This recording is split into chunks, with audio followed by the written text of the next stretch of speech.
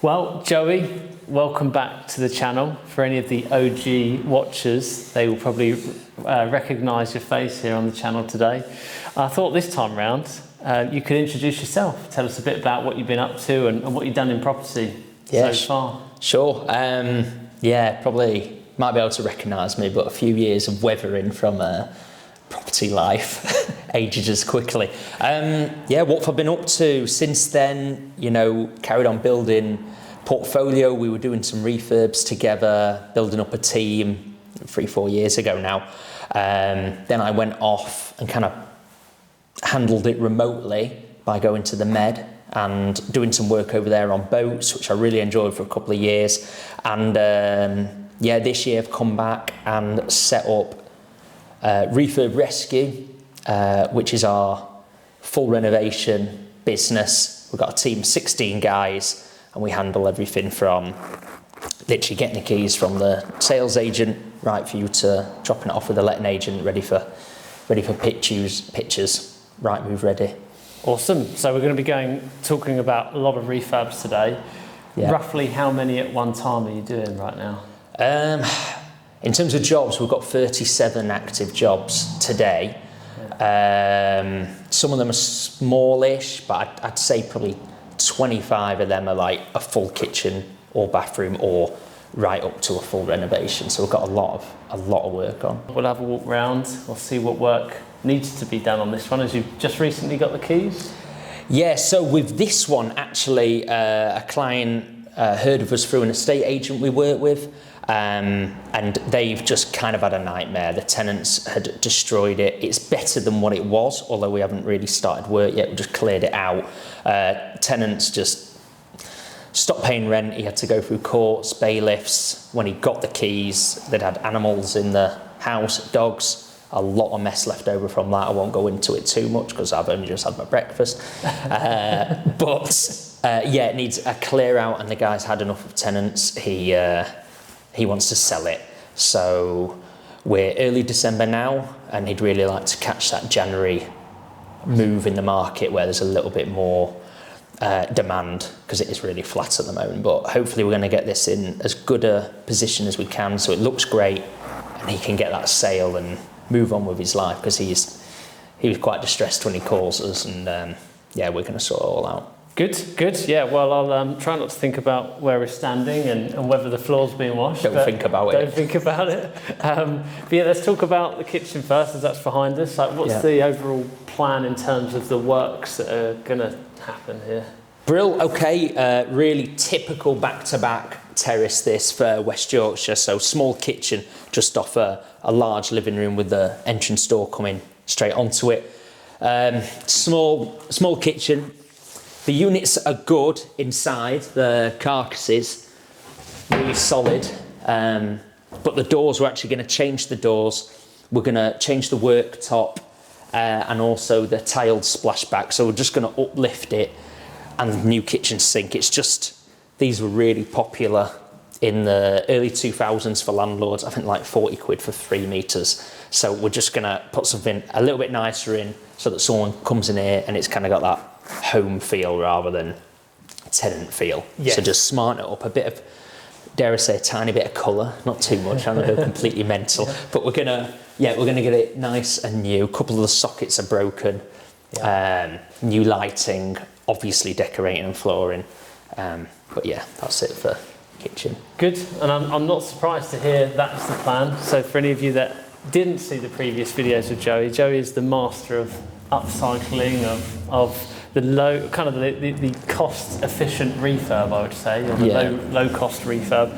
By quite often you will reuse a kitchen, and it was for sure because you did it is why I did that on a few properties. Yeah. Because you said that the carcass of the kitchen is absolutely fine. You can reuse these. You can either repaint the cupboards or replace the doors, can't you? So yeah, not surprised to see that on this one, and I think it's probably a very cost-effective measure. It is cost-effective, just from rip out to getting the whole new thing in. It actually should be the cheapest part of the material of a kitchen, the carcass, but for whatever reason you get into the thousands, and we should be able to do this for like very low thousands, Got you. like around 1,000 basically. Yeah. Rather than 3, 4, 5, which is kind of a normal figure for a kitchen. Yes, yeah, you could quite easily spend that with the materials and the fitting, can't you? So, another thing that you mentioned as you were walking in there was this is a back-to-back terrace. Yes. Now, honestly, I'm yet to find them in anywhere other than Yorkshire. Right, So not can you normal. explain that to people watching? Good. Okay, so imagine a normal terraced house, so houses side to side, right? So this is the back of the house. There's no windows on that side because that is another terrace there. So in your house, you have side to side and sun straight on the back. No back garden, no windows on the back of the house.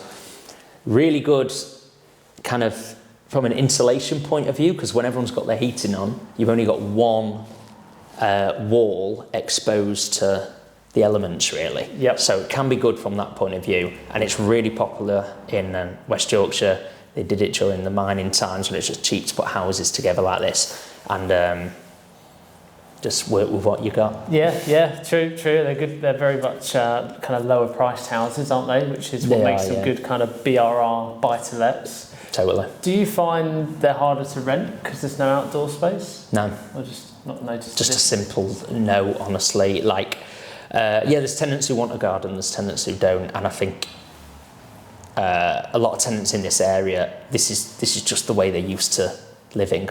Yes. You know, there's so many of these types of houses. This is really normal here. Yeah. Even if it isn't to your subscribers. Yeah, no. Well, it's just I don't normally find it in like Wales and Liverpool, and that they've always got a courtyard and actually and a back alley. Yes. Yeah. And being a guy, you know, I just think of maintenance and you know, the less the better. So I think I'd like it if I was, you know, renting somewhere, then I'd probably quite like it. But I wondered if, you know, couples, families would ever kick back. So it's interesting to hear. No, good. Love it. Plan in here? Yeah, so again, we've got a little bit of damp proofing we're doing just behind the camera, which we'll get spanned on in a moment. Yep. Cosmetic really, little things like that's changing to a double socket just so we've got more electric points. There's a couple more sockets going in. This is what people look for when they're buying a house, I think, more than renting sockets for the TV, so you're not having extension cables. So yeah, like a lot of prep on the walls because they're not in the best state, and just a good redecoration. Some new blinds we're putting throughout, Venetian blinds ready.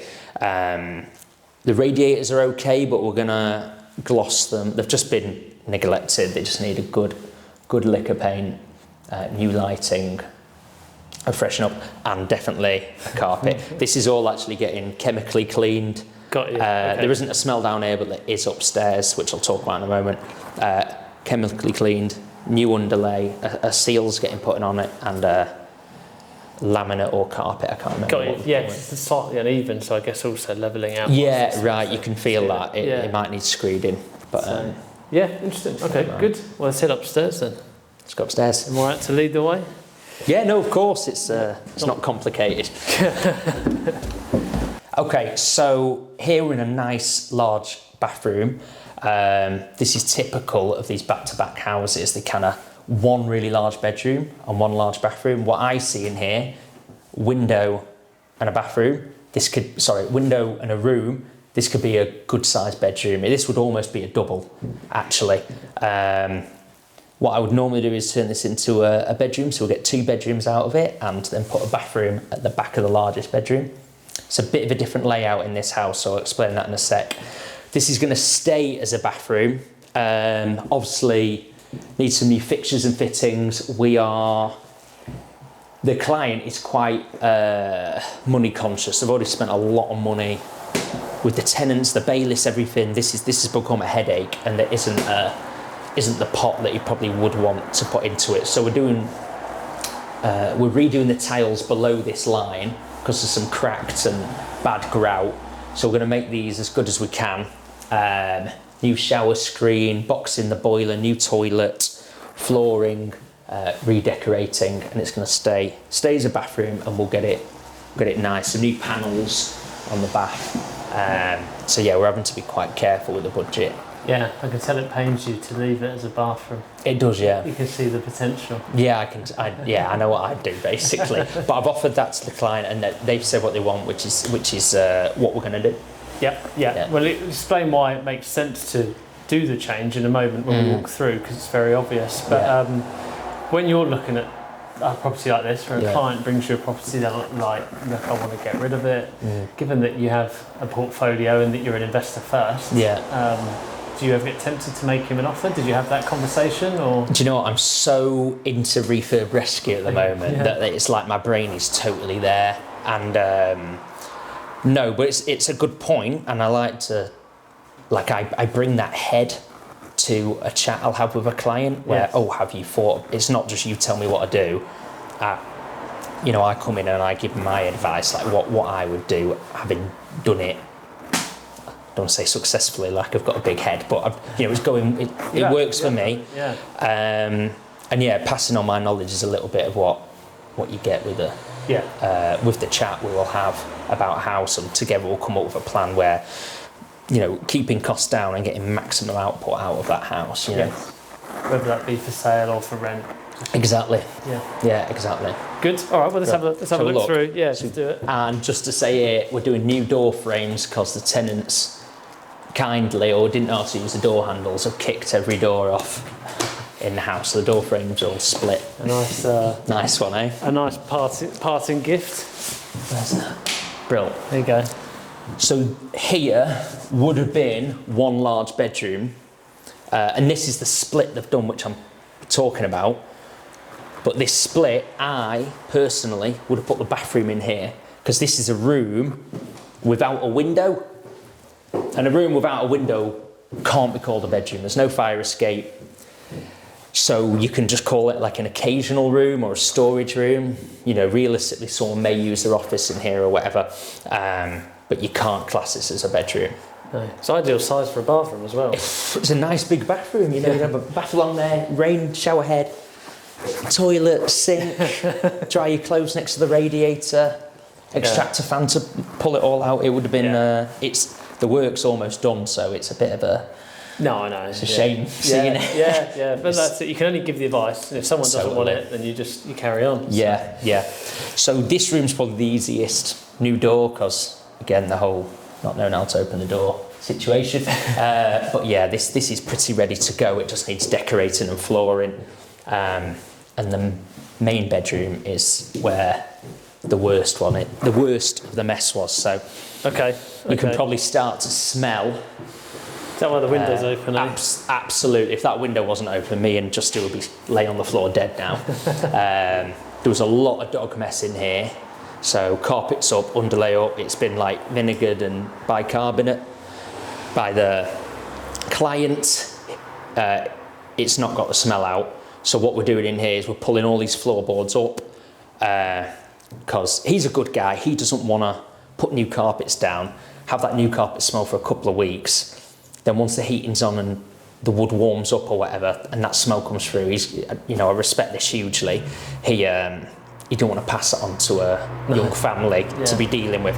So we're taking all the floorboards up. On the joists, we're going to do I've got a pest control guy who has chemicals that he can use where like rats have been or smells. Basically, it's going to be a seal on the wood, on the joists themselves. It might not have even gone through to him, but it's just a precaution. Then we're going to put a new chipboard floor down, underlaid carpet, redecorated, and I'm certain that'll be all good. So yeah, he's going the extra mile for that, and I respect that because he has a smaller budget and he's putting a bit more money into that to make sure they've got a good home. So yeah, I respect that too. I think now's a good time to talk a little bit about less about the house and also more about what you do, which we'll talk about at all of the houses and different stages.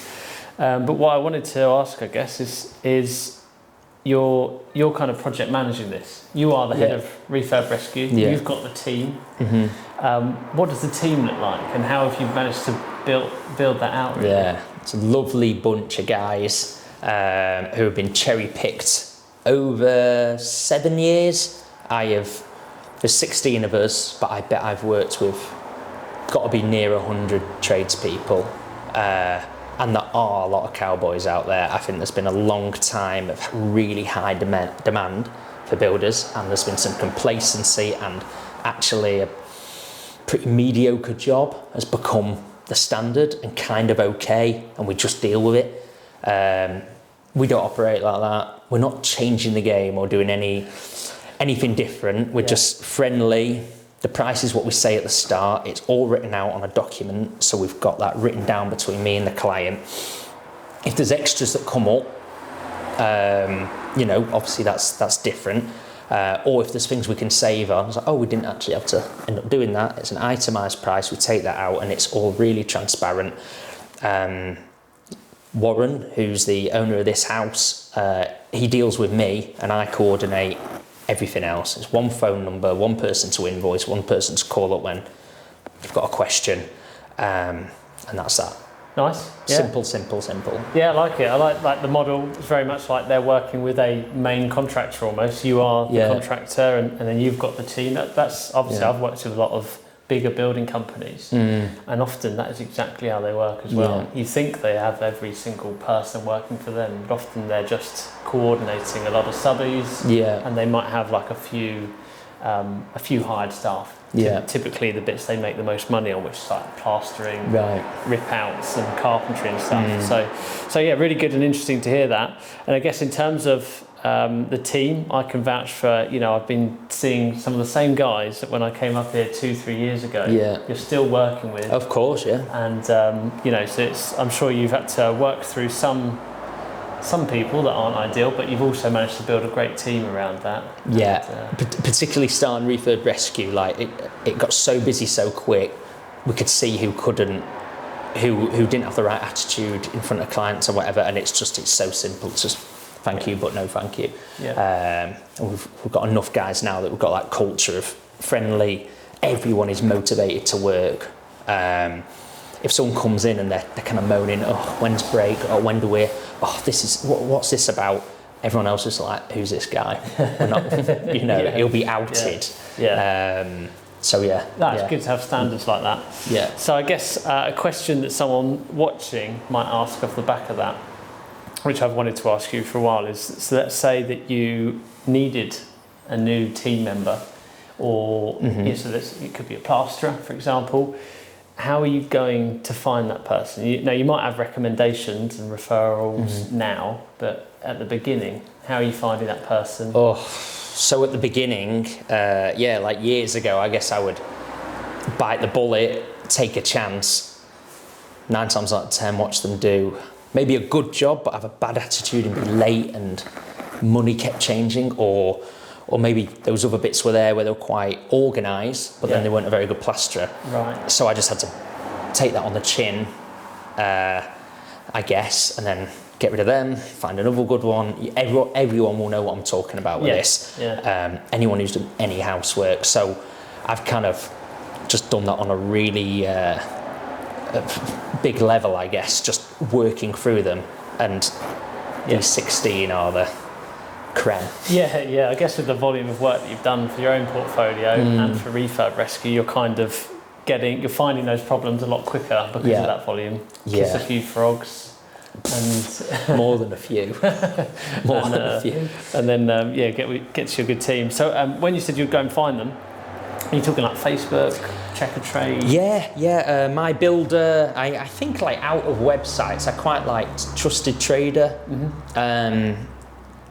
It just seemed a bit more. It seemed a bit more of a personal experience talking with the team there, who do all the rating of their traders, I guess. So I thought they were pretty good out of all of them. Okay. I picked up Scott, decorator from there, and maybe Dave, gas engineer and bathrooms.